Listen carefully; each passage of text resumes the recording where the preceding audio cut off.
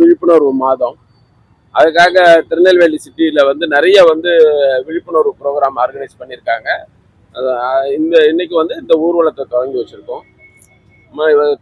Helmet போட்டு வந்தவங்களுக்கு மரக்கன்றுகளை வந்து அவங்கள உற்சாகப்படுத்துறதுக்கும், போடாத ஒரு சிலருக்கு நாங்கள் வந்து ஹெல்மெட்டை போட்டு அவங்களுக்கு வந்து கட்டாயம் போடணும், அவங்க தண்டனை தான் கொடுக்கணும் உங்களுக்கு, அதுக்கு மேலே இது வந்து நாங்கள் கொடுக்குறோம், இன் ஃபியூச்சர் வந்து இதுமாரி போடணும்னு எல்லாருக்கும் அறிவுரை வழங்கியிருக்கோம். ஸோ இந்த லாஸ்ட் இயரோட இந்த வருஷம் வந்து டிராஃபிக் ஆக்சிடென்ட்டை குறைக்கிறது தான் திருநெல்வேலி சிட்டியோட முக்கியமான நோக்கம்.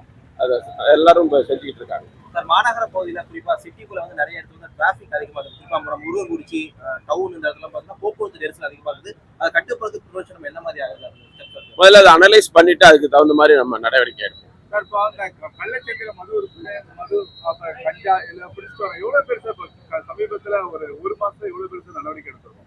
ஒரு மாசத்துல குறைச்சலா ஒரு 60-70 பேருக்கு மேல நம்ம நடவடிக்கை எடுத்திருக்கோம். நிறைய வந்து அந்த மாதிரி லூஸ் செல்லிங் வந்து பிடிச்சிருக்கோம். இந்த நடவடிக்கை வந்து ரொம்ப கடுமையா இருக்கும்.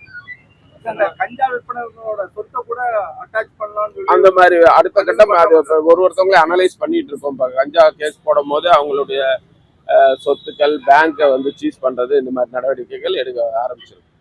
நடவடிக்கை இருக்கு. அந்த பாத யாத்திரை உள்ளிட்ட அந்த விழா காலங்கள்ல அந்த ரவுண்ட் ஆனாக்கள்ல ஒரு ஆக்சிடென்ட் நடக்குது சொல்றாங்க. நேற்று கூட ஒரு ஆக்சிடென்ட் ஆச்சு.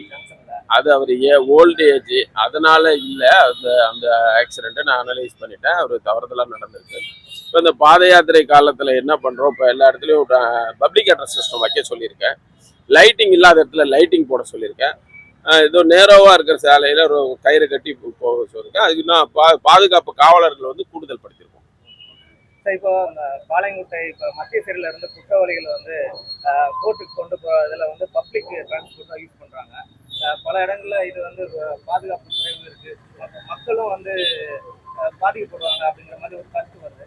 அது இதில் வந்து பார்த்தீங்கன்னா சென்சிட்டிவ், ஹை சென்சிட்டிவ் அந்த மாதிரி பிரிப்போம். சாதாரண குற்றவாளிகளை நாங்கள் வந்து இப்போ அதில் தான் கூட்டு போனோம். எல்லாருக்குமே வந்து வாகனங்கள் வழங்க முடியாது.